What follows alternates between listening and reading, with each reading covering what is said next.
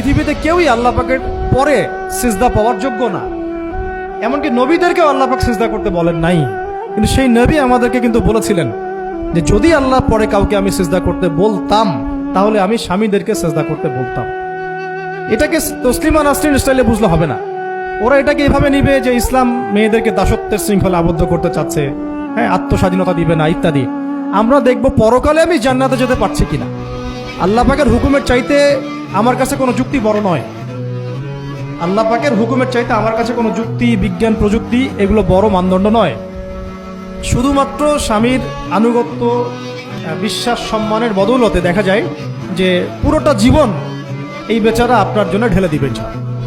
আর এই জায়গায় যদি দেখা যায় ঘাটতি থাকে, তখন কোনো কোনো ক্ষেত্রে ভালোবাসা যথেষ্ট হয়ে ওঠে না।